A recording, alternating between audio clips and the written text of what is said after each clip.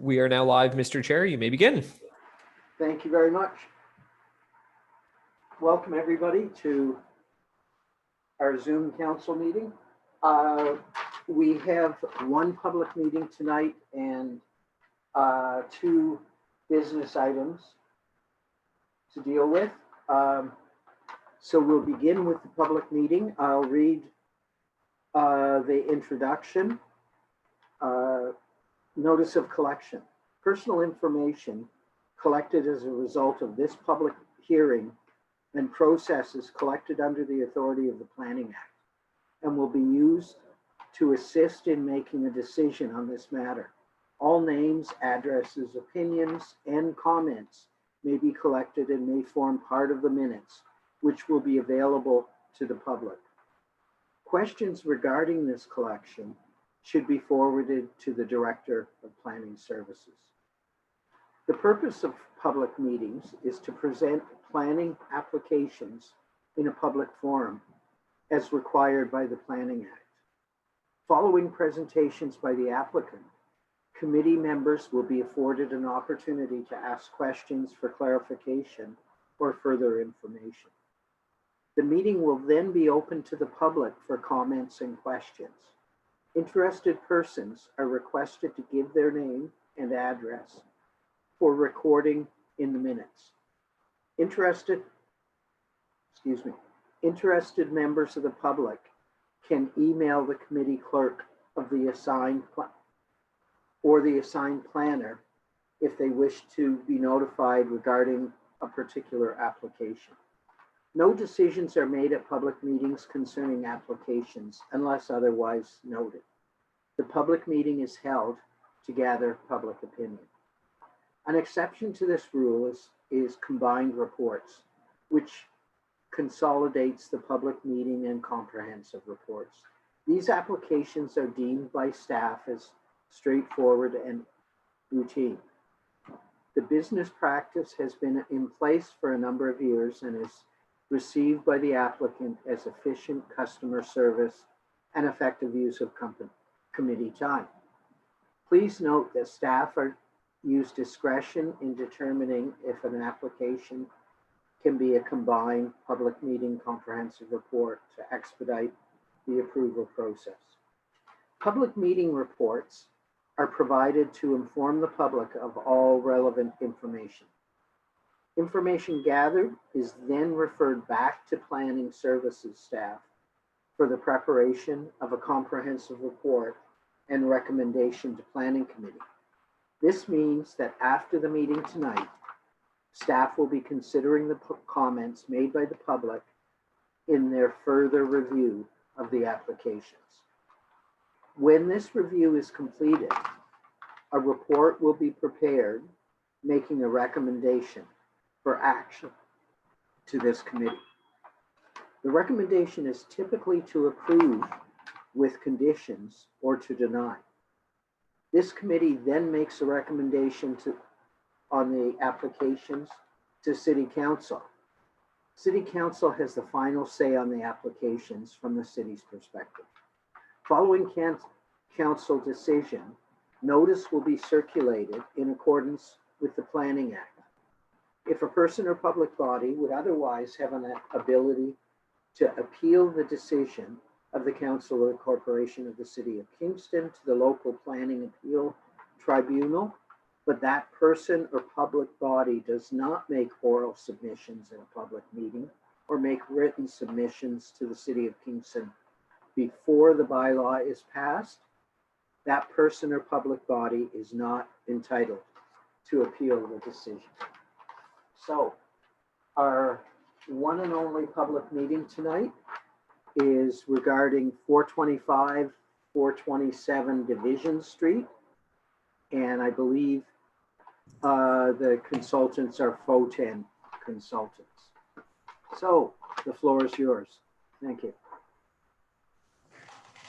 Thank you, Mr. Chair. Good evening, everyone. My name is Hugo Leclerc. I am a land use planner with FOTEN Planning and Design. I'm here representing the applicant, Hugh Roberts, who is in attendance this evening for the zoning bylaw amendment application at 425 and 420 Division Street. Next slide, please. Thank you. Just diving right in here, this slide is showing an image sort of zoomed out some distance to provide some broader context around the subject site. There is a circle that's centered on the property, which is showing sort of a 600-meter radius around the site, which is what the official plan identifies as sort of a typical walking distance. And you can see that within the 600-meter distance, there are quite a few schools. There's public transit along Division Street. It also catches a little bit of transit on Montreal Street. There's public parks, some commercial uses nearby. Immediately to the north of the site is a house, and then next to that is a vet clinic, and there's another house, and then another convenience store right on Concession Street, and then opposite corner from that is the Division Street Plaza, which is a number of different commercial uses. So it's an area that has a range of residential and commercial uses. Building heights in the area generally range from 1 to 3 stories. And I skipped over the first bullet there, which is that this property is in North Kingstown. It's actually right at the periphery because it fronts onto Division Street. Williamsville is just on the other side of Division. Next slide, please. Thank you. This slide is showing an aerial image, but much closer to the subject site. And what this slide is showing, it's actually a little bit dated as an aerial image. It shows that the property was developed. There was a house on it, which was removed, I think, over the course of this past winter. So it's now a vacant property. The lot area is about 681 square meters. The property has about 17 meters of frontage on Division Street and about 39 meters of frontage on Adelaide. Interestingly, this was actually 2 separate properties at one point in time. It's why it has the 2 civic addresses, 425 and 427. The property, both of the properties fronted onto Division Street, and there's a few slides later on where you'll see the old lot fabric. But the properties did in fact merge in 2012. Before we move on, I also want to note on this slide, you can see how close the bus stops are to the subject site. They're right across the road, Division and Adelaide. You can also see from this image that there's quite a range of built forms in the immediate area. So to the north, right immediately abutting the property is a small single detached house. And then north of that is the vet clinic that I was speaking about. Across the road to the west is a small walk-up apartment building, across Division Street, I should say. Across Adelaide Street to the south is some more sort of single attached residential and what appears to have been a sort of maybe a commercial garage that was converted at some point. And then to the right, to the east of the site is this sort of L-shaped road housing that's existing, that's 2 stories.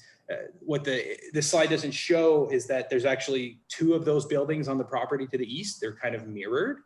And then further east, kind of moving along Adelaide Street, there's a 3-story walk-up apartment building with a raised basement. So it's a fairly substantial multi-unit building there as well. Next slide, please. From an official plan perspective, the property is designated residential, which is a very broad land use category. It permits a wide range of residential uses on full municipal services, everything from single detached houses and second residential units to multifamily high-rise apartment buildings. The goals of the residential designation and the official plan in general are to increase net residential density in the serviced area of the city. One of the sort of the key goals for an intensification proposal such as this one is that 40% of new development is intended to be achieved through intensification. And that's redevelopment of existing underutilized lots, as well as development of vacant lots, effectively to increase the number of residential units that are in the serviced area of the city to better utilize all of the infrastructure investments that have been made by the city of Kingston over the past number of years. Of critical importance to proposals for intensification and redevelopment is that they have to be compatible with the surrounding land uses, and they have to meet the needs of their users, but they also have to not have unmitigated negative impacts on the surrounding properties, and they have to be of a form that's compatible with the area. That doesn't necessarily mean it's the exact same form as what's around, but just a form that fits in and doesn't have a negative impact. I'll note as well, before I move on, that from the official plan identifies certain policy areas. So this is in the North Kingstown future secondary plan area. That secondary plan exercise is ongoing, but it's still, I think, a few years away from completion. So the policies that are being developed for the secondary plan haven't been fully formulated yet. Some of the preliminary direction from that secondary plan process, though, has been fed into the proposed development and is reflected in the nature of the type of intensification that's proposed. Next slide, please. In terms of the zoning, subject property is currently in the A zone, which is probably the predominant residential zone in the old City of Kingston bylaw 8499. It's a 1-family and 2-family dwelling zone. I'll note that a 2-family dwelling from a zoning bylaw in terms of the zoning bylaw definitions is a stacked form. So it's basically a duplex. It doesn't actually permit a semi-detached dwelling. So side-by-side units. The minimum lot area in the A zone is 370 square meters. The maximum lot coverage is 33 1/3%. Maximum floor space index is 1. That's basically the number, the gross floor area divided by the lot area. And then the maximum residential building height is 10.7 meters. But there are quite a few other provisions in the zone. I list these ones here because these are some of the ones that we're seeking to amend through this zoning bylaw amendment application. And before moving on, again, I'll note, you can actually see on this slide, the old lot fabric on the property. Some of these zoning parameters are dated. So the minimum lot area, for example, is one that comes from when the bylaw was first put into effect in the late 1970s. And it was effectively developed by looking at the properties that would be in the A zone and sort of averaging the existing lot area. So it's not intended, it's basically a snapshot in time of the average lot area at the time that the zoning bylaw went into effect. And it doesn't reflect a lot of more contemporary standards of today and a lot more direction that we see from the province, even the city's own official plan in terms of encouraging intensification and making more efficient use of land. Next slide, please. In terms of this proposed development, there's quite a few provincial policy statement items that apply. I've listed a few here that generally speak to accommodating an appropriate and affordable and market-based range of mix of housing types. So basically, these are provincial policies that deal with intensification, encouraging secondary suites, making efficient use of land, supporting transit, and also looking at built forms that are compatible and of a compact form. There's obviously quite a bit more discussion of the PPS in the planning report that was submitted in support of this application. Some more policies are listed in the staff report, and then they'll be covered a little bit later through the comprehensive report, which is in the future at some point. Next slide, please. So this slide is showing the proposed development. So there's the image along the bottom is the sort of a conceptual image of the proposed development. So the intent of this application is to construct 2 semi-detached dwellings on the subject property. One would be facing onto Division Street, and the other would face onto Adelaide Street. So kind of in the rear portion of the current property. Each of the units within the semi-detached dwellings would also have a second residential unit in the basement. So in order for this to happen, the zoning also has to facilitate some land division, some severances. So there's a current consent application, which is to sever the property into 2, which is dependent on the zoning amendment going through. And then in order for the second residential units to be permitted in the basements of the semi-detached dwellings, there would also have to be future severances along the common party walls. So those severances, they haven't been submitted yet because the actual lot fabric that will result is going to be dependent on where the foundations are poured. So just as a technical matter, the consent to divide the properties along the common party walls won't be submitted until the foundations are poured for these units. What you can also see on this slide is some of the functional aspects of the site. So very briefly, the Division Street property on the corner, you can see that the northern unit would have 2 stacked parking spaces, accessed from Division Street, and then a little bit of green space at the rear, immediately to the rear, and then sort of at the corner, the back corner of the property. The 425 Division Street property would only have 1 parking space. So it would have a parking space for the principal unit, but not for the second residential unit. And that's for a couple of reasons. One is to maximize the amount of green space on the site by putting another parking space at the rear of 427 Division Street, which is what would be needed to achieve 2 parking spaces here. There's a lot more hardened surface on the property, a lot less opportunity for stormwater management, for infiltration of stormwater, less green space, obviously, which means less landscaping, and there's other sustainable components related to green space. It's also intended to encourage use of active transportation modes such as transit and cycling infrastructure. The official plan has a great section on second residential units, and there's two criteria that have to be met for the city to be able to support reducing and not providing parking spaces for second residential units. And this site meets all those criteria, and they have to do with being in walking distance to amenities and transit and stuff like that. So the site meets those criteria very well, given its location on Division Street, very close to the corner of Concession Street, right across from the road from transit. So it is an appropriate site for reducing the amount of parking space. The Adelaide Street property to the east, this lot would be a little bit smaller. The building itself would be slightly smaller, but basically using the same floor plan, just condensed a little bit. And as a result, it's actually possible to achieve the 2 parking spaces for each of the units on this lot and still maintain a minimum 30% landscaped open space. So there's still quite a bit of area at the rear for stormwater management. There's, as part of the development applications, there was a grading and servicing plan done, which incorporated sort of a rear yard swale at the back of this property. And that green space helps to achieve that. It's a very narrow swale, so it doesn't really impact the amenity space, but it serves a vital function for managing rainwater flow. Next slide, please. We had some artistic renderings completed for this project. This is a rendering looking at the Division Street property viewed from Division Street. So you can see sort of the intention of the built form. It's a 2.5-story form. The second story would have a sort of a steeper pitch and some dormers, so to sort of maximize the amount of usable floor area in that space. The basement suite would be a little bit raised to provide it so that the windows would get a lot of light and so on. You can also see the one driveway proposed off of Division and then the other driveway off of Adelaide Street.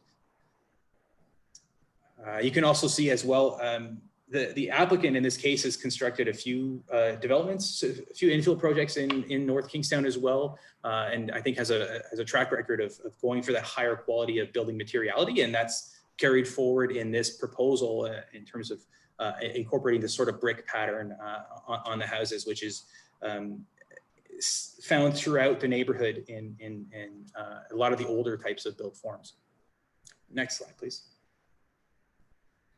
This slide is taken looking at the Adelaide Street house and kind of taking in, I was mentioning earlier that there's a walk-up apartment building across Division Street. You can see that in the background here. It's showing again that the built form on Adelaide Street is very similar to the one on Division. The house is set back a little bit further though, so it's not quite as close to the road as the Division Street one with respect to Adelaide Street. And you can also see the stacked parking arrangement, sort of the privacy fencing at the rear, where it abuts on to other residential uses. Next slide, please. So this slide and the next are just showing floor plans. They didn't turn out great on this PowerPoint, but they are available in the staff report as well as in the submitted documents. What you're seeing here on the left-hand side is the floor plan for the basement suite. So the basement suite would be 1 bedroom and the access would be from the back, from the rear. So there'd be stairs going down into the basement. The right-hand image is showing the main floor of the semi-detached dwellings. So there'd be an entrance at the front and at the rear, and the main floor would just be, primarily living space, a little bit of storage, that kind of thing. Next slide, please.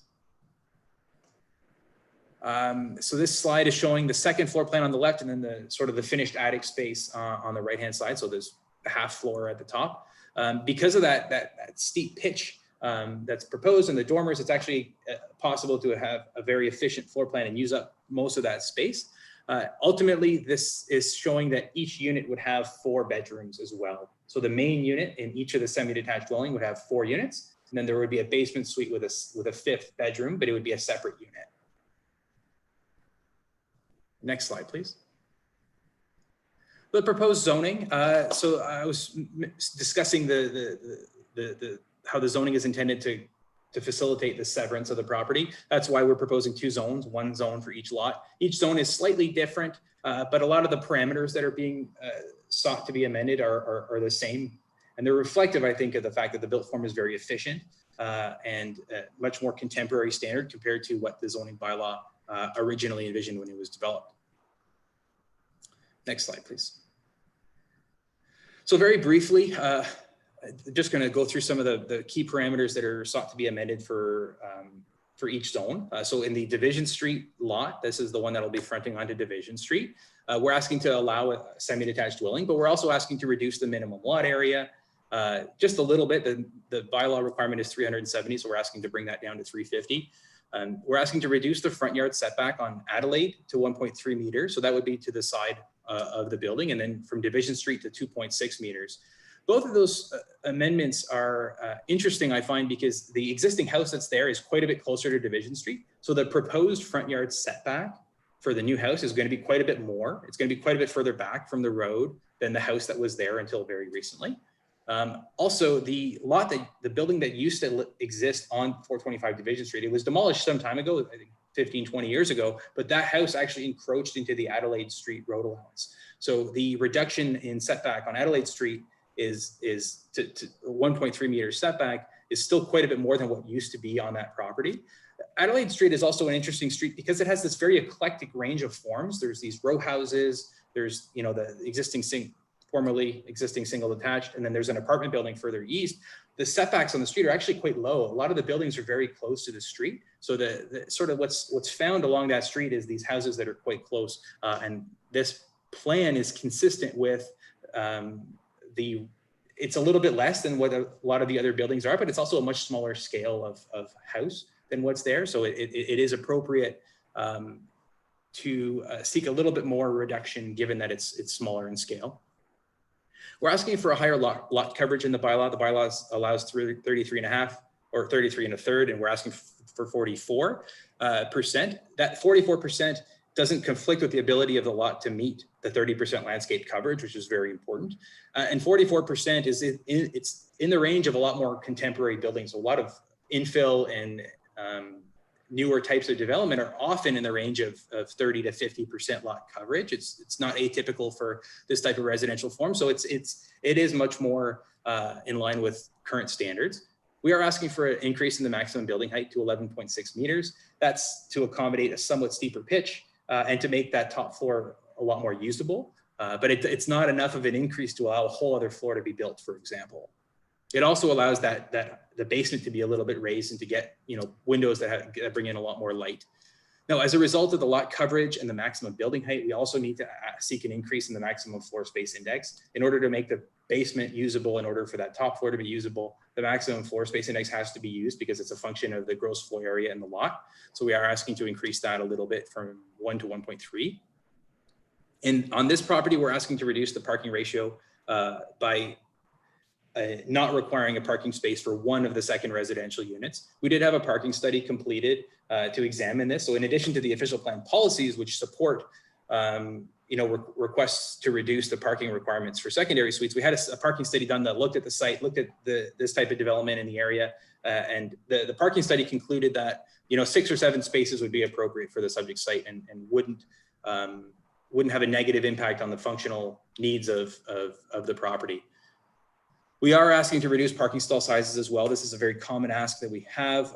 It allows for a much more efficient use of space, a lot more green space to be used on the property. So the 2.6 by 5.2 meter stall is what's proposed. Even though we're asking to reduce the parking stall sizes, we do need to increase the maximum uncovered parking area from 40 meters to 41. And that's because the bylaw requirement is the 40 meters that's in the bylaw now, square meters, is effectively intended to allow 2 parking spaces, but no more. So because we're proposing 2 semi-detached units plus their secondary suites, we need a few more parking spaces, and it's just a function of the nature of the use that's being proposed that we need to increase that amendment or that provision. And because of the front yard reduction that we're asking on Division Street, and the height of that basement, there's a bit of a grade change there. So we need to accommodate front steps to make the entrance accessible. We're asking to reduce the front yard projection onto Division Street as shown. Next slide, please. So This is the proposed zoning for the Adelaide Street lot. It's very similar to the Division Street lot in terms of we're asking for a reduction to minimum lot area. In this case, it's a somewhat smaller lot. We're asking for reductions to the front yard and the rear yard. The front yard here is a little bit, it'll actually be set back a little bit from Adelaide Street compared to the Division Street lot.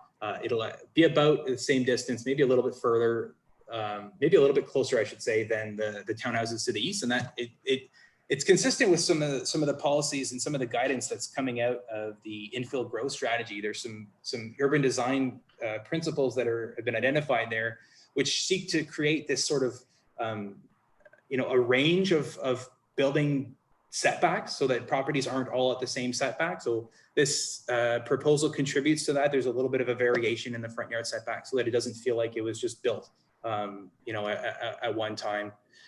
We're asking for a lot coverage of 39% here. That's actually less than the Division Street proposal, the Division Street lot proposal, and that's because the semi is going to be a little bit smaller. We're asking for the same height. Because the building footprint's a little bit smaller, the floor space index is a little bit smaller, but we do still need to ask for amendment for that. Same provisions for parking. In this case, we're proposing 4 parking spaces, so we need to increase that uncovered parking area to allow those 4 parking spaces that are intended. And then because we're asking for those reductions to the front rear yards, again, because of the grade change to get into the main unit, we need to ask for reductions to the projections into the front and rear yards. I'll note that the rear yard setback that we're asking for is 6 meters. The bylaw requires 7.5, but most developments, most contemporary developments use a 6-meter standard. That's a very common rear yard setback requirement. So what's being proposed is very much in line with what we know to be a very functional backyard that can accommodate features such as the intended swale that's needed for stormwater management here. Next slide, please. So in summary, the proposed development it's a compatible form with the surrounding area. It's very close to public transit, schools, commercial uses, parks, and open space. So it's consistent with provincial policy statement policies that deal with intensification in the residential area, as well as a lot of the, as well as with the official plan. It conforms to the official plan as a form of residential intensification that's compatible with the surrounding area. Next slide. And with that, Mr. Chair, welcome any questions or comments. Thank you very much. We'll very briefly go to staff to comment on any letters or anything that we may have received. I believe that's Mr. Park.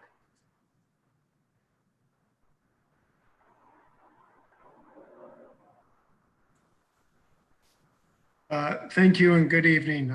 Through you, Mr. Chair. No correspondence has been received on this application. Pursuant to the requirements of the Planning Act, a notice of the statutory public meeting was provided by advertisement in the Kingston Whig Standard 20 days in advance of the public meeting. A courtesy notice was also placed in the Kingston Whig Standard on June 30th, 2020. Thank you. Thank you very much. We'll now go to the committee for questions at this time. You'll have an opportunity for comments and questions after the public have spoken. After we come out, after committee has an opportunity, anybody who wishes to speak to the file, there will be a public opportunity and everybody will be afforded 5 minutes. So we'll now go into committee. Any questions or comments? Questions or comments later. Sorry. Seeing none, we'll open it up to the public. If there are any members of the public who wish to speak to this file. Sure. I just asked a member of the public to remind them to use the raise hand function if they wish to speak. And we'll give them a few seconds, Mr. Chair, but there's just the single member present. And I don't believe that they wish to speak. So I'll go back to you. Great. Thank you very much.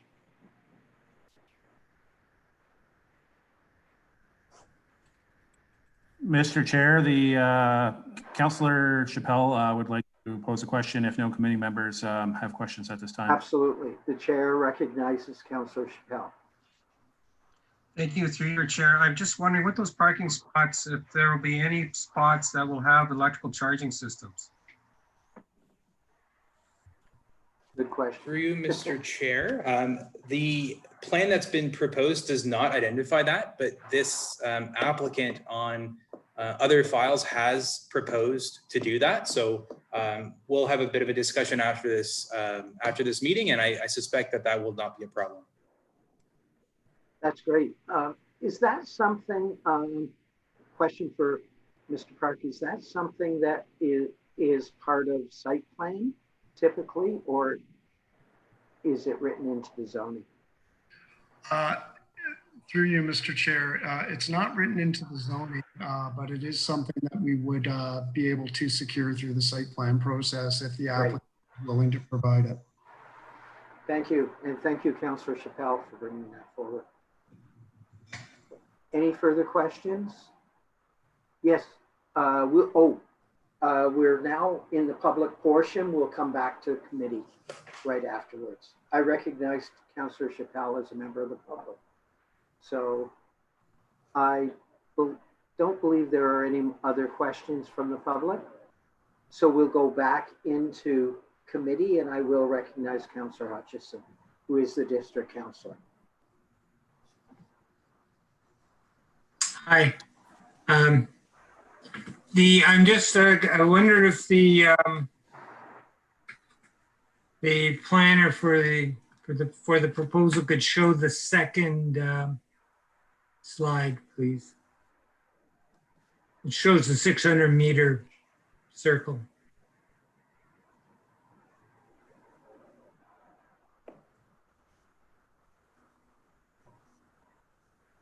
Right there. Okay, I just wanted to have another look at that. Okay, this is not so much a question as a statement. It's a short factual statement that both St. Patrick's and Frontenac Public School are closed. So you don't have any public schools, elementary schools in that area. So the green space also shown is shared with the city and the school board, the Limestone School Board. And I don't know how long that'll last. So I just thought that should be noted. And then we'll come to questions and answers later. So I'll be quiet now. Appreciate the clarification through Mr. Chair. Thank you. Any further questions from the committee or comments before I close the public meeting? Yes, Councillor Kylie. Thank you, Mr. Chair. Through you, I just wanted to confirm something with the proponent's planner. You mentioned that the developer has done similar buildings and designed to a higher degree of materiality, I think is the phrase you used, around brick and metal roofing and that type of thing. That is the plan here. I know it's in the rendering, and the only reason I ask is sometimes we see renderings that actually aren't what the building is going to look like. So if you could confirm that for us, I'd be grateful. Through you, Mr. Chair. Yes. So I can tell you that the plans that have been developed for this site economically can support the materiality that's proposed, the steel roof and the brick construction. And if you're ever in the vicinity of Rideau and James Street, there's some recent construction there, and there's some ongoing construction that this applicant is also going through. And I think later this evening we have another application for another project from this applicant, and that project similarly intends to have a higher degree of materiality. So when that project is completed, that'll give you this committee an opportunity to see some other projects that are at that higher level. Yeah, I appreciate that. Thank you. Great. Thank you very much. Yes, Councillor Hutchison. Thank you, Mr. Chair. Just a couple of comments. Is that okay? Sure. Okay. Well, this development is very like the townhouses that are between Main Street and Ellis Street on Division. If you go by, drive up there, you'll see they're very close to the street, which is not uncommon. So I have to say that doesn't bother me. Okay. It's the nature of the type of housing in the area. And its quality, and I thank Councillor Riley for bringing that up, is maintained, it'll be better than some of the housing that's already exempt. The front lawns, could the planner just remind us what the size of the front lawns are, please? Through you, Mr. Chair, I'm just going to pull out the presentation on my side. So for the Division Street lot, the front yard setback is proposed to be 1.3 meters. And then for the Adelaide Street lot, it's proposed to be 2.4 meters. But I think one of the important factors here is that that's the distance from the front wall of the building to the property line. In fact, the grassed area that between the property and the sidewalk is going to be about double or triple that in both cases because of the existing grassed area in the road allowance that's there. So the number is not indicative of the amount of green space that will be experienced from the public realm. Okay. Okay. And again, this is not unusual in the area. I don't live too far away from there. And when I first moved in, I cut the grass in the front yard with scissors. So some of you may like gardening. It's not my thing. And I salute you, especially Councillor Sanic. So anyway, the only thing is that this housing, to me, is clearly built for students. But there's nothing we can do about that, as we know from, you know, the chair might have something to say about that. As we've found numerous times before, and we haven't got the North Kingstown report yet, and students are up above Russell, which is a long way above this, beyond the other side of Regi, as Councillor Hill well knows. So I guess if they can, you know, it's just the nature of the game. I mean, the way I looked at it there is that, oh, the question is, if to the planner, is it possible that the houses could be severed along the common party wall and sold? I'm not objecting, I'm just asking. Or sold if somebody wants to live in one and rent the others or something? Or are these all rent? Through you, Mr. Chair, and I appreciate that question for clarification because I think it relates to the first part of the councillor's comment. Yes, the intent here is that each of the semi-detached houses could be severed along the common party line, along the common party wall, and the zoning that's proposed would facilitate that. And the intention being exactly that over the long term, it would provide some more affordable housing options that each primary unit could be purchased and owned separately, and then each of those would have a second residential unit. So there is quite a range of flexibility and appeal in terms of market affordability and market, I guess, market appeal. Okay. So last thing I'd say is, this is not unlike traditional housing in the area. There's a ton of secondary, again, Councillor Sanic and Neil would know from previous councils that there's a ton of secondary residential units, as we call them, secondary units in the area. Both illegal and illegal.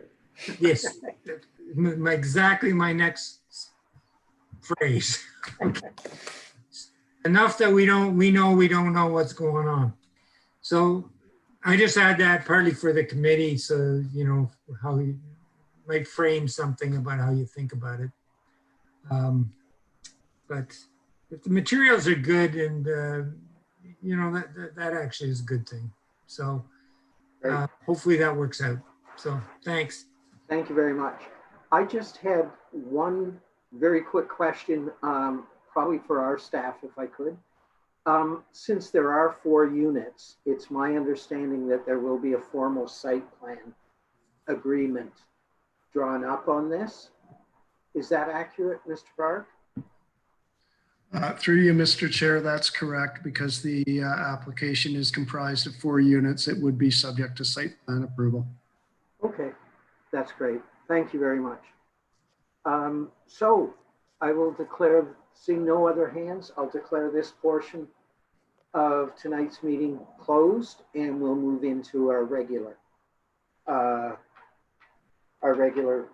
planning committee meeting number 11, 2020. I'll call the meeting to order. Mover and a seconder for approval of the agenda. Councillor Sanik, Councillor Kiley, all those in favor? Carried. Confirmation of our minutes from Thursday, June 18th. If there's a mover and a seconder, I think Councillor Hutchison and Councillor Hill want to get their name in the minutes. So thank you very much. So are there any questions or concerns or corrections? Seeing none, all those in favor? Carried. We have no delegations. We have no briefings. I'll read, oh, I'm sorry, disclosure of pecuniary interest. Seeing none, I'll move on to the business statement for this portion of the meeting. This portion of the meeting is open to the public. The city has initiated a new process in which members of the public will have the opportunity to speak for up to 5 minutes on comprehensive reports presented before the Planning Committee. Those wishing to provide oral comments at this meeting will be invited to do so. If a person or public body would otherwise have an ability to appeal the decision of the Council or Corporation of the City of Kingston to the local planning appeal tribunal, but that person or public body does not make oral submissions at a public meeting or make written submissions to the City of Kingston before the bylaw is passed, that person or public body is not entitled to appeal the decision. So our first order of business tonight is 425, 427 Division Street. And we have a recommended report in front of us. So we will now move to our planning staff to introduce this proposal.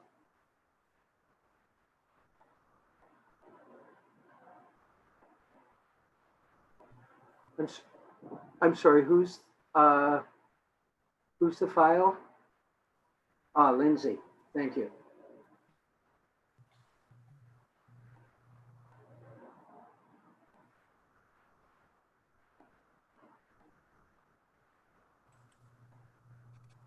Mr. Chair, I'm not sure if Lindsay's audio is working, so perhaps Mr. Park could say a few brief words. No problem, and then we'll go back to Lindsay as the file planner. Through you, Mr. Chair. I think the actual application is for 317 to 319 Montreal Street. Oh, I'm sorry. And I did read it wrong. I apologize. okay. And I'm not sure if we have Lindsay yet. I don't have the presentation in front of me. Can everybody hear me? We can indeed. Hello, Okay, Lindsay. perfect. So I'll just wait till the PowerPoint is. There There we go. All right, through you, Mr. Chair. Good evening, everyone. My name is Lindsay Stamen, and I'm a planner with the City of Kingston. This is a comprehensive report and recommendation for zoning bylaw amendment for 317, 319 Montreal Street. A public meeting was held in respect to this application on May 7th of this year. Next slide, please. All right, the purpose and effect of this zoning bylaw amendment application is to rezone the subject property to permit 3 dwelling units within the existing 2-unit building on the site. The 3rd unit would be entirely contained within the existing structure. No floor area will be added. Additional relief is required to recognize existing deficiencies, to accommodate the parking and amenity space, and to address modifications to the entrances of the building. The proposal would result in a total of 3 dwelling units on the site. Next slide, please. Okay, so this property is located at 317 Montreal Street and surrounded by other low and medium density residential uses. You can see it in an overhead view on this image. Next slide, please. The property is currently developed with a 2-story, 2-unit dwelling pictured here. Next slide. The property is designated residential in the official plan, and it's surrounded by other properties that are also designated residential. Next slide. The subject property is currently zoned a site-specific A355 zone in zoning bylaw 8499. The A355 zone permits the standard uses for the A zone, along with permissions for a previously existing catering business. The catering business has been removed and is no longer permitted, so the base A zone provisions apply to this lot. Next slide, please. So the proposal is to convert the existing building into a 3-unit dwelling. The plot plan is pictured here. Access to the parking area will continue to be from the existing paved driveway off Montreal Street. 3 parking spaces will be provided on site in the rear yard. The proposal is to have 1 unit on each floor of the existing structure, including the basement. Each unit will have approximately 1,000 square feet of floor area, and each unit will have 3 bedrooms for a total of 9 bedrooms on the site. And I will point out on this slide here that the parking area has been reconfigured since the first time you saw this proposal. Next slide, please. So I'll briefly discuss the public correspondence for this application. There was a concern raised during the public meeting that the reduced parking space size would render the parking spaces unusable. This reduced size, the proposal is for 2.6 meters by 5.2 meters. It's consistent with the approach taken across the city in recent years. These reduced sizes allow for more efficient site configuration. And due to the physical width limitations of the existing driveway, which is only 2.3 meters wide, only smaller vehicles will be able to access this parking area, and therefore the reduced size of the spaces should be sufficient. Additional concerns were raised about backing a car out onto Montreal Street because no turnaround was provided for the parking spaces. The proposed site plan has since been revised by the applicant to include a hammerhead parking turnaround, so vehicles will not need to reverse down the driveway. I can also confirm that the engineering department has no concerns with the proposed parking or driveway configuration. For bicycle parking, this was another concern raised during the public meeting. The zoning bylaw does require 1 bicycle parking space per dwelling unit for this proposal, and this does comply with that provision. 3 spaces are provided. The applicant has indicated, however, that the bicycle parking area may be modified to hold more than 3 bicycles if there is a demand for it. I'll also mention here that privacy screening has been added to the plot plan to address privacy impacts of the 2nd floor balcony amenity area to the rear of the property. And I'll just note that we've also received one letter of support for this application, and that's been included in Exhibit K of the report. Next slide, please. So this table here summarizes the zoning relief requested with this amendment. The gray areas indicate a pre-existing situation related to the existing structures on the lot, and the white rows are directly related to the addition of the third unit. So just focusing on the white rows, the main thing that this amendment will permit is that they'll be allowed to have 3 units instead of 2. It also reduces the minimum lot area to 130 meters squared per unit. The proposed parking reduction is from 4 spaces to 3 spaces, which would equal 1 space per dwelling unit. A small increase to the maximum amount of uncovered parking in the rear yard is required to accommodate the 3 spaces, and the parking space sizes are proposed to be reduced slightly as discussed earlier.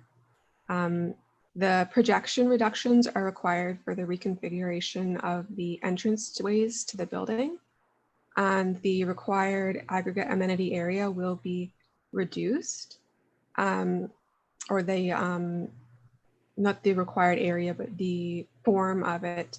The total required amenity area per unit is still provided in this application. It's just a different configuration than what the zoning bylaw considers, hence the need for relief from that provision. Next slide, please. So staff is recommending approval of this application because the development is appropriate and adds to the range of built form and dwelling sizes available in the area. The proposal will increase the total residential density within the urban boundary, and the proposed amendment complies with the provincial policy statement and the official plan, and it constitutes good land use planning. And the last slide, please. As far as next steps go, if this application is approved, the applicant is required to obtain a building permit for the conversion, and I would be happy to answer any questions you may have. Great, thank you very much, Lindsay. That was very thorough. Thank you. I will go, oh, just a quick question. Have we received much correspondence regarding this file? Through you, Mr. Chair, the only correspondence we've received has been in the public meeting and the letter that's attached to the report. Thank you very much. I will go into committee now and give people an opportunity to ask questions, and then we'll open it to the public. So, any member of the committee wish to speak to this file? Yes, Councillor Sand. Thank you, Mr. Chair. I just want to thank staff for that hammerhead parking arrangement. I've never heard that word hammerhead, and with it being so hot outside, you definitely think of sharks, right? So that's a good one and a good solution for the backing out problem on a busy Montreal street. I pass that house every day going to work pre-COVID. So thanks for that solution. Thank you. Any further questions or comments? Seeing none, I'll open it to the public. Are there any members of the public that wish to speak to this file? There is one member public present, Mr. Chair, ask that they raise their hand if they wish to speak. However, it does not appear that they wish to speak, so I'll return the chair. No problem. So we will go back into the committee if there are any comments, and then we'll move and second the recommendation. Are there any comments? Seeing none, if we have a mover and a seconder. Thank you, Councillor Hill. Thank you, Councillor Hutchison. Any further comments? Seeing none, all those in favor? Carried unanimously. Thank you very much. And we'll go to our final bit of business tonight, which is 2 Cooper Street. And Whoever the planner is on that file, the floor is yours. Derek. Thank you, and through you, Mr. Chair. Can you confirm if you can hear me okay? You can indeed. Okay, excellent. My name is Megan Robidoux. I'm a planner with the City of Kingston. This is a comprehensive report and recommendation related to an application for zoning bylaw amendment for the property municipally known as 2 Cooper Street. A public meeting was held in respect to this application on April 16th of this year. Next slide, please. The purpose and effect of this zoning bylaw amendment application is to rezone the subject property to allow the construction of a new 3-story triplex and a new 1.5-story accessory dwelling in the rear yard. The proposal would result in a total of 4 dwelling units on site. Next slide, please, Derek. The subject property is located at 2 Cooper Street, which is situated on the south side of Cooper Street between Albert Street to the east and Collingwood Street to the west. The surrounding area is characterized by primarily low and medium density residential uses. The subject property abuts residential uses in all directions, including 1-unit, 2-unit, and multiple unit dwellings between 1 and 3 stories in height. The subject property is designated residential on Schedule 3A of the official plan and is located in the 1-family and 2-family dwelling A zone of zoning bylaw 8499. Next slide. The property is currently developed with a 1.5-story single detached dwelling and a detached garage in the rear yard as pictured here. Both structures are currently vacant. There's an easement along the west property boundary currently serving as a right-of-way for the abutting property to the west for Cooper Street. Next slide, please. As shown on the site plan here, a new 3-story triplex is proposed in approximately the same location as the existing structure, and a new 1.5-story accessory dwelling is proposed in the rear yard, containing 1 dwelling unit. The proposed triplex would contain 1 4-bedroom unit on each floor for a total of 3 units. The proposed 1.5-story accessory dwelling unit contains 1 bedroom on the first floor and 2 bedrooms on the second floor. Access will be provided to the triplex building from a common entrance at the front of the dwelling. The accessory dwelling will contain a private entrance located at the front of the structure, accessed by way of a 1.5-meter unobstructed pedestrian pathway leading to Cooper Street.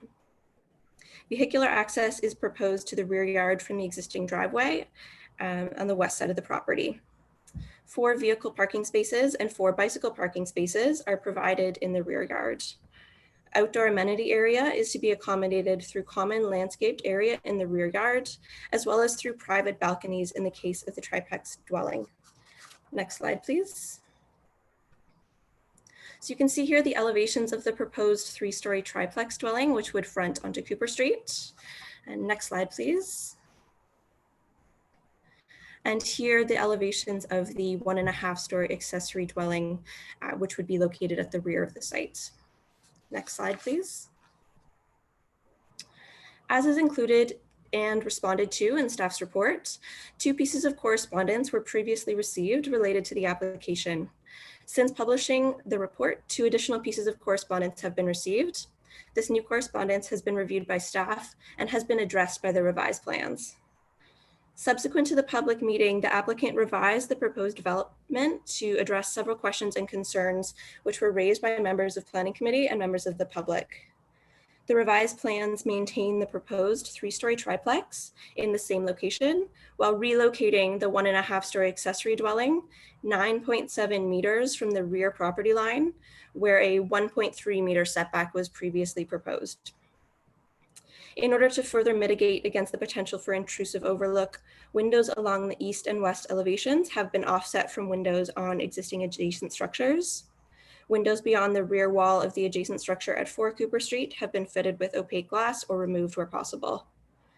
Indoor amenity space is now proposed in the basements of both structures, where unfinished storage area was previously proposed. An additional outdoor amenity area has been added to the proposed triplex in the form of private balconies. At the public meeting and in subsequent correspondence, concerns were raised regarding the potential for illegal uses to be established in the basements of both structures. As a result, a holding symbol provision is now proposed on the use of the basements to prohibit residential occupancy, excluding mechanical, shared storage, shared laundry facilities, and shared indoor amenity space, until such time that there is no longer a high risk of sewer surcharging as determined by Utilities Kingston. And finally, the accessory dwelling use has been further defined in the draft zoning bylaw, and site-specific accessory dwelling provisions are detailed. Next slide, please.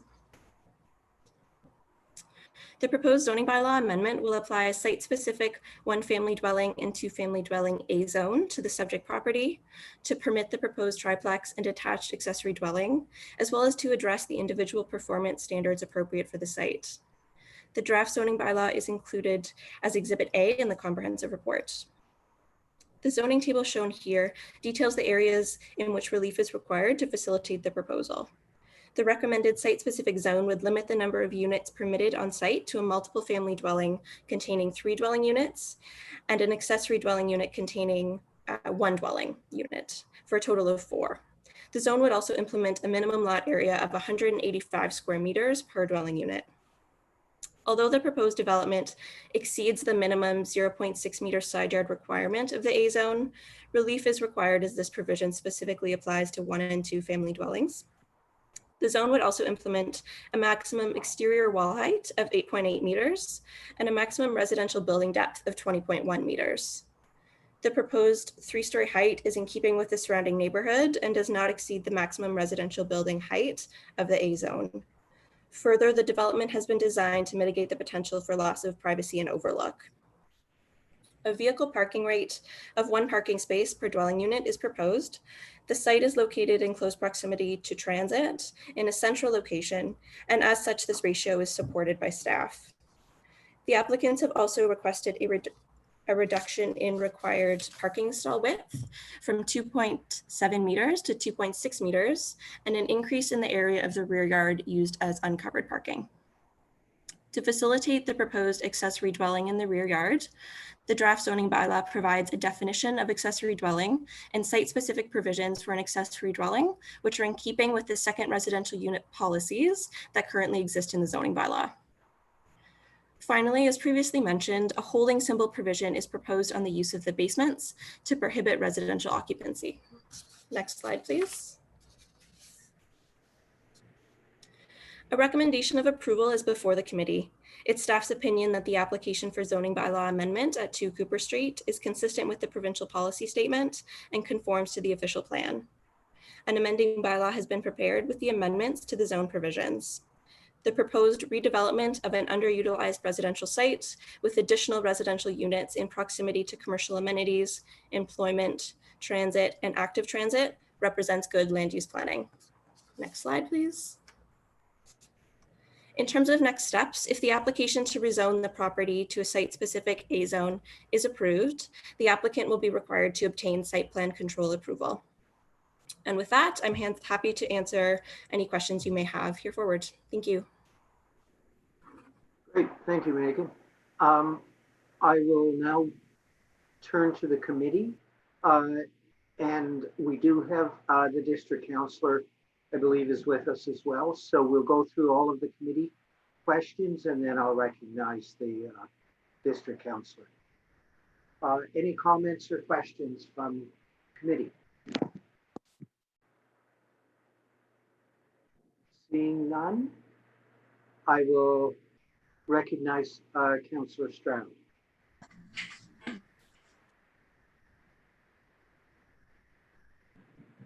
me though? Yep, we can hear you. Okay. So, I have received a few comments from constituents who essentially say they're okay with some aspects of this application, but they don't understand why habitation is being permitted in what was previously not a habitable space, a garage. And that's, of course, a planning, there's a planning answer to that, and it's that they've applied for a zoning amendment that it allows for that secondary unit. However, that is a significant change, and I would like to hear from staff for the benefit of the constituents that that are opposed to such a thing, why that would be recommended in this case. Also, I personally disagree with staff's recommendation that this conforms with the official plan in the sense that this is spot zoning. This is inserting a medium density zone in the middle of a 1 or 2 dwelling zone, which is low density. So I don't believe the official plan says that that is what is preferred. I think we've been allowing it as a matter of practice, but I don't believe that the official plan says that spot zoning is the preferred form. And it's my understanding that spot zoning is poor planning practice. And so I would also like staff to explain why we continue to recommend approval for this up spot zoning in Sidham District. And my third question would be, is there any hope that the 4-year wait for the secondary plan and the updated zoning bylaw for 8499 will be completed before a 6-year time period lapses and this term of council ends in 2022? We are now 4 years from the interim control bylaw. Sorry to interrupt. That's a question not related to the current application. It's a very good question, but it's a question I think we need to ask either at council or ask staff to circulate an answer to all of council, but that has no bearing on tonight's deliberation, with all due respect. Thank you. Well, for the benefit of the members of the public that live in Sydenham that have been waiting 4 years for this updated zoning bylaw, I think that needs to be addressed tonight. No, it doesn't need to be Those are my 3 questions. tonight. It doesn't relate to this file whatsoever. We're dealing with the current zoning, the applied for zoning, and the official plan. It relates to the file, Mr. Chair. I don't want to, Councillor Stroud, I don't want to argue about it. The chair has ruled it's not relevant to the deliberations tonight. Thank you. So, Chair, I believe Miss Agnew has her hand up. Good. Ms. Agnew, the floor is yours. Good evening, Mr. Chair and committee. Thank you very much for the opportunity. And I will tackle the first couple of Councillor Stroud's questions, and then, of course, we'll also defer to my colleagues and Ms. Robidoux as the lead planner on the file for some additional detail. But on the Central Kingston, and I realize, Councillor Neal, I'm happy to answer these questions because they're quite quick. Central Kingston, that secondary plan, we have been working on it for just coming up to 2 years. It's been a little bit slower with some setbacks related to COVID and some other pieces with the policy work we've been juggling. We're just right now finalizing what are going to be the phase 3 recommendations. So that's the detailed policy implementation elements of the Central Kingston secondary plan. Those are being worked on and finalized with the consultant right now and will be available for the public to see. I would say likely before the end of the summer. The intention is with that plan to have it finished by the end of 2020 should council be supportive of the recommendations that we're bringing forward. And I think, you know, relative to the comments that we've heard on a number of occasions with respect to applications, specifically in the Sydenham district, yes, we have had a number of site-specific recommendations and applications come forward. We are dealing with the core framework of that zoning that was established in 1975, and where we are right now in terms of the provincial direction with the recent change to the PPS is requiring that municipalities look at having additional dwelling units in addition to the second units that they brought in about a year ago as of right permissions. So our former thinking about neighborhoods and zoning the way we were doing back in 1975 and looking at 1 and 2 family, we're in a much different state of planning regime in terms of the province of Ontario, and we're trying to rapidly catch up with our policy. And you'll be seeing further changes come forward with respect to additional units that are going to be coming with the second draft of the zoning bylaw. That work is also underway.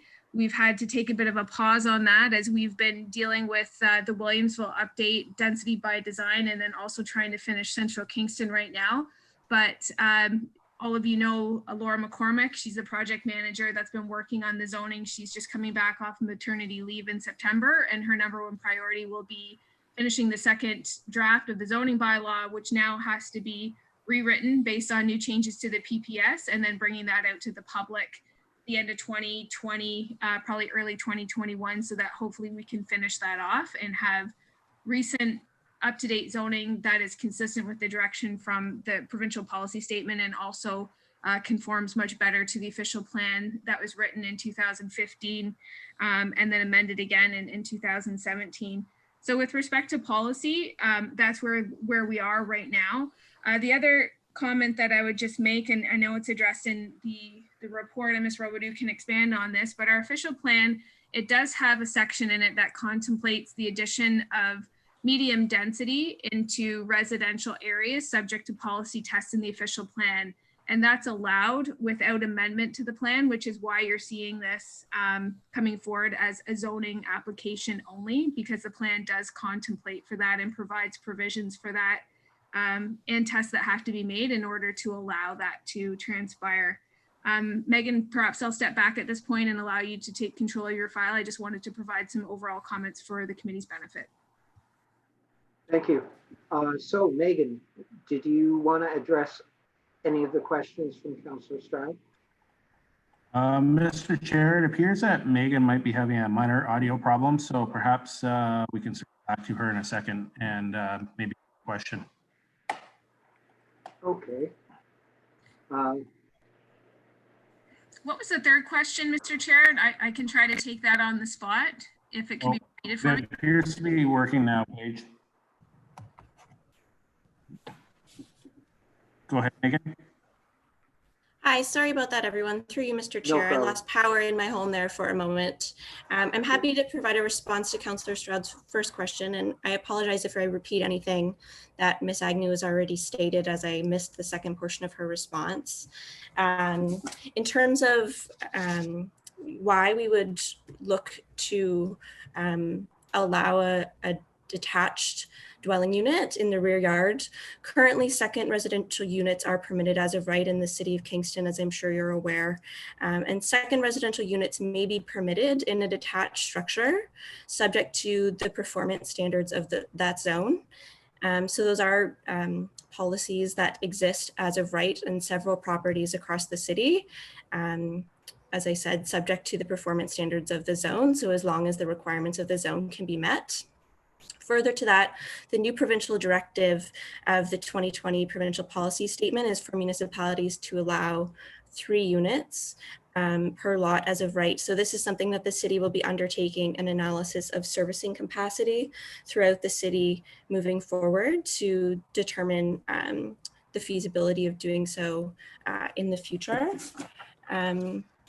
I'll also note that as of right permissions exist for a single detached dwelling to be constructed at the rear of 173 Union Street, which is located immediately to the south of the subject property. And a site plan control application has been submitted to the city proposing to do so at a height of about 9 meters. So there are as of right zoning in place currently within this area, as well as across the city, to allow for the construction of a detached unit to the rear of existing dwelling units. Thank you, Megan. Were all your questions answered, Councillor Stroud? Hello? Yes, Yes. I can hear you.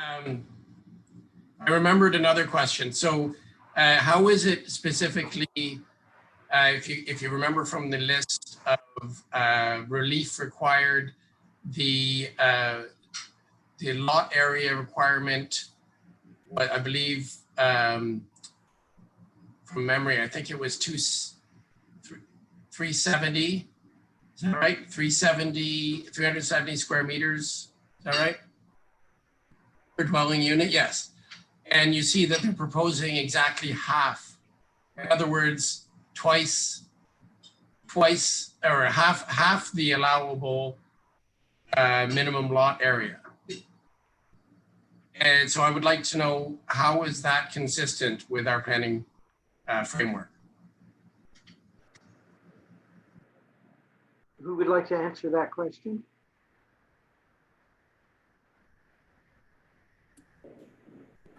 Thank you, Thank you. Megan. Through you, Mr. Chair.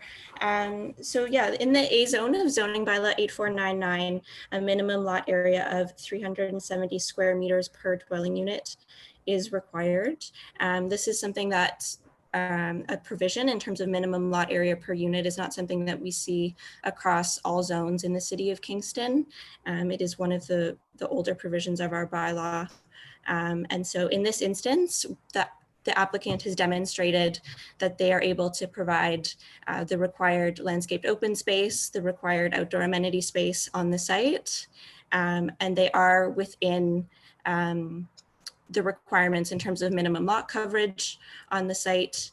And so for that reason, the requested relief in terms of minimum lot area to achieve a total of 4 dwelling units on this site is appropriate. Thank you very much. So we'll now open it up to the public. If there are any members of the public here tonight that would like to speak to this file. The public portion, you'll have 5 minutes to ask your question. The questions will be gathered and answered en masse at the end of the public portion of the meeting. So, Mr. Clerk, are there any hands up? Yes. Mr. Clerk, I believe Ms. Blocker is present to speak to us, and her microphone is now. You can go ahead, and just for your benefit, she is the only member of the public present. Thank you. Hello? So, yes, the floor is yours. Hi, thank you. I have submitted a letter which I assume has been read, and so my concern as owners of 173 Union Street and 171 Union Street is the accessory building which is proposed. Given what I've heard tonight, it sounds like the accessory building will be approved. I do have a problem with there being a full basement in that building.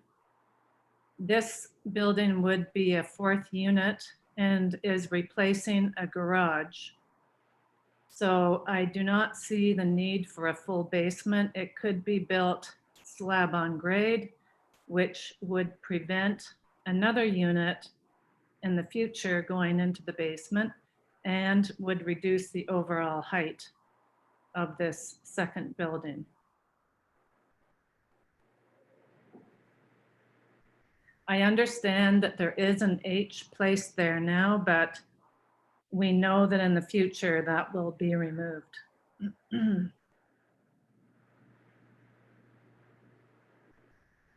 So Thank you. yeah, that's my main concern at this point. Thank you very much.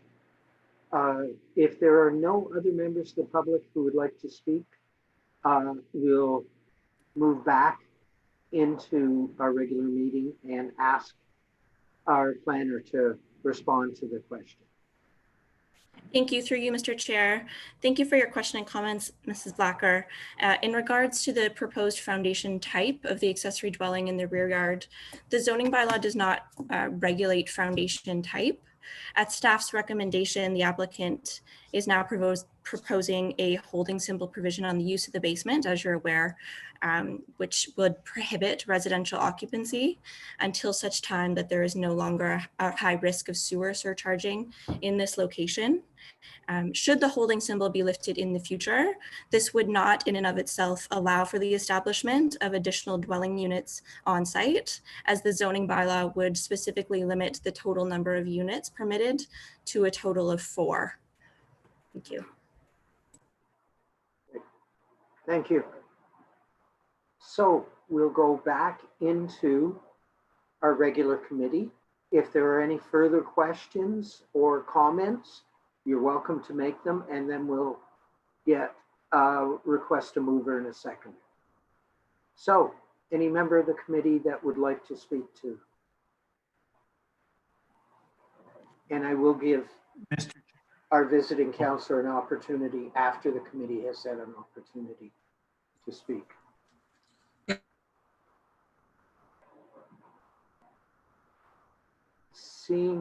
Seeing none, I'll ask, we actually have two counselors here. If Councillor Chappelle would like to make any comments or ask questions. Yes, please through do. your chair, I just listened to the response given to the resident regarding the slab format rather than allowing a basement.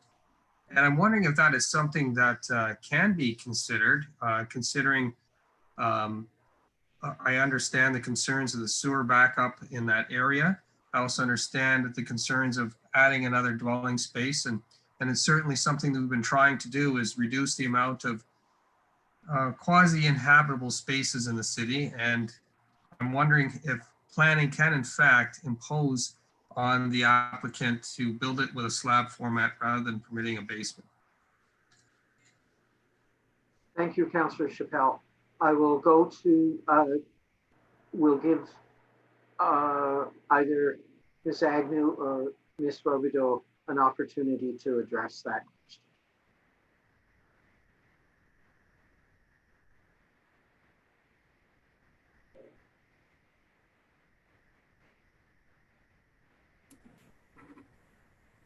Thank you, Mr. Chair. Through you, thank you for your question, Councillor Chappelle. I'm happy to address it to the best of my knowledge, and then I'll let Ms. Agnew or Mr. Park add on anything as they see fit. This is something that staff could put forth to the applicant as a recommendation to my own knowledge. But given the this is not something that is traditionally regulated through a zoning bylaw, and that the subject property is not located within a floodplain. I don't know that we would have a technical reason to typically ask for that type of thing in this scenario, but I'll let Ms. Agnew or Mr. Park add to that. Thank you.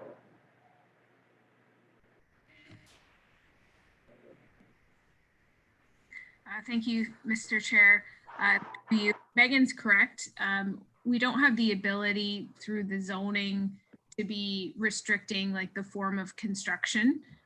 What we have been able to do and are recommending through this particular application, as Megan has already stated, is related to the holding symbol and not allowing any occupancy. And certainly if there is occupancy of the space and the city is made aware of it, and it's an illegal occupation, we do have the ability to enforce upon that, and that would be all regulated through our enforcement team and also through the Ontario Building Code. But we don't have the ability through the zoning bylaw to dictate whether something has a dug basement or a like slab on grade construction format. Thank you very much. If Councillor Chappelle has no further questions, I'll turn to Councillor Stroud. Through your chair, it's Councillor Chappelle speaking.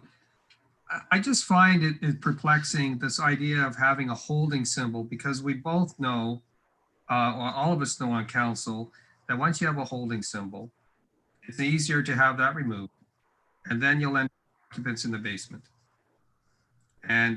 And I was just looking for a reasonable way to perhaps allay the concerns of the resident that has raised this concern. And it's very unfortunate with the type of response what was received. And that's my comment. Thank you. I will now recognize Councillor Stroud. And thank you. Oh, we lost you again. There you are.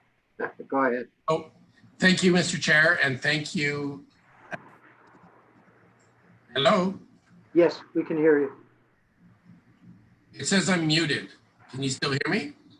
We can indeed. I haven't touched my mute or unmute. I'll continue to do so, to not touch it. Thank you, Mr. Chair. Thank you, Ms. Agnew. Thank you, Councillor Chappelle, for your words of support for basically advocating for what my residents would are voicing as their concerns. The point that Councillor Chappelle was just making is very salient, and that is holding symbol or no holding symbol. If you construct a basement that could contain 1 or 2 bedrooms, history has shown in other dwellings that those bedrooms, when there's a housing shortage, tend to be occupied, legally or not. And therefore, the most prudent thing to do would be to not permit such construction.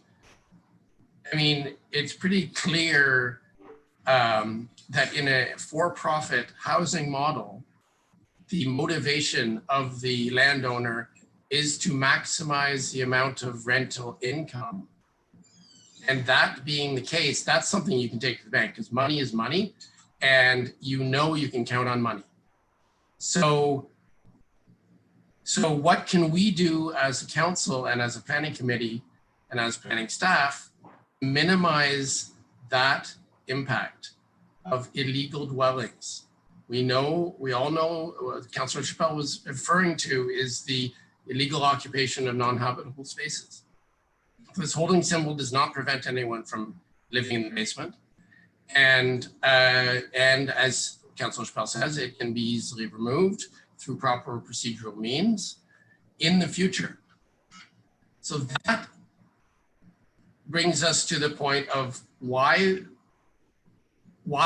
is staff turning a blind eye to obvious loopholes that are being exploited, and using technical reasons to allow all kinds, in this case, 11 instances of zoning relief, to recommend approval, for an infinitesimal increase in housing supply.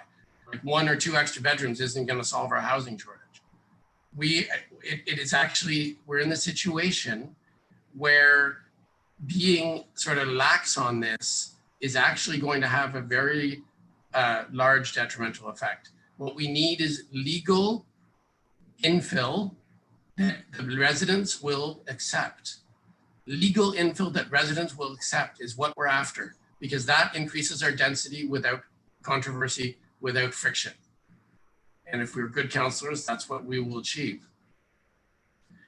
With that in mind, I'm wondering if maybe the planning committee might want to consider asking staff to continue to work with the applicant to address this concern of a high risk of illegal occupancy in the basement of this secondary structure. What can the applicant do to address that concern? Because the holding symbol isn't going to do it. Thank you.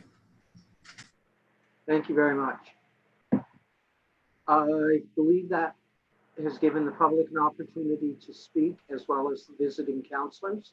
We'll go back into our Mr. Chair, I believe Ms. Agnew has I didn't see has her her. hand up to respond Go to ahead. Councillor Stroud's questions. Thank you, through you, Mr. Chair. So a couple of things.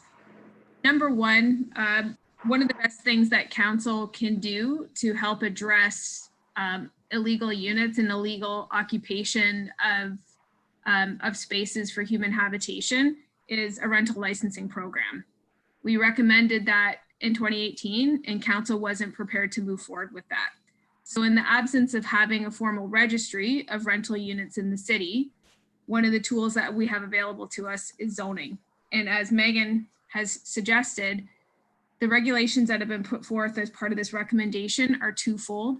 They're inherent in the way the new zoning has been written for the property and restricting where habitable space can take place and the number of units on the property. And the holding symbol is a formal tool under the Planning Act, and it's intended for regulation of these types of circumstances. So it is a formal decision of council. An H doesn't get removed without council passing a bylaw. So there is a formal process that's undertaken. In order to remove the holding symbol, there would have to be a sign off from Utilities Kingston that there is no further concern about sewer surcharging in the area. And in order to actually achieve that, there would have to be a formal process of sewer separation in the area, which would be capital infrastructure, digging up the roads, replacing the pipes, and separating the sewers. So as councillors are aware, we do have a multi-year capital plan that's been ongoing for a number of years, working to separate the sewers in the city that are still combined. And that's basically all in the old former city of Kingston. And this is an area that still has combined sewers. So those are the pieces of regulation that are in place to be able to, and that are the tools that are available to us as land use planners to regulate this type of use. Other than that, as I mentioned, we have enforcement tools should there be illegal occupation of these spaces, which can happen in any residential area across the city. And that's something that when those circumstances come to our attention, we do enforce under the building code. And then we have other tools available to us as well, depending on what the infractions are. So we've put the tools forward that are at our disposal as land use planners underneath this Planning Act process. And there aren't any other tools at our disposal that can help address the issue outside of the city investing in implementing a rental licensing program to require documentation of rental units across the city. And through that process, identifying where we have illegal units and have us being able to deal with them in a more efficient manner rather than a case-by-case basis of complaint.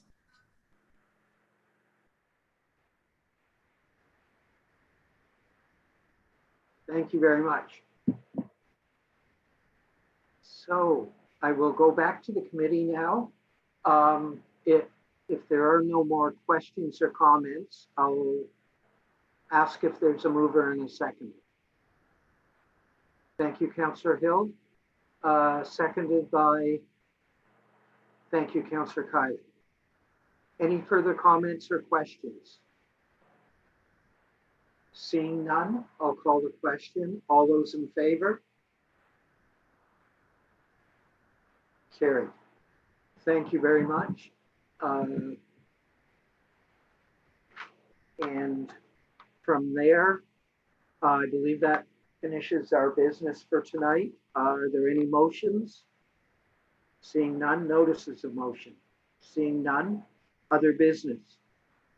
Seeing none, correspondence. We received a couple of letters, I believe, on the addendum. And the date and time of the next meeting is next Thursday, July 16th at 6:30 p.m. So, looking for a motion to adjourn. Thank you, Councillor Hutchison, Councillor Hill. All those in favor? Carried. Thank you very much, and thank you, staff.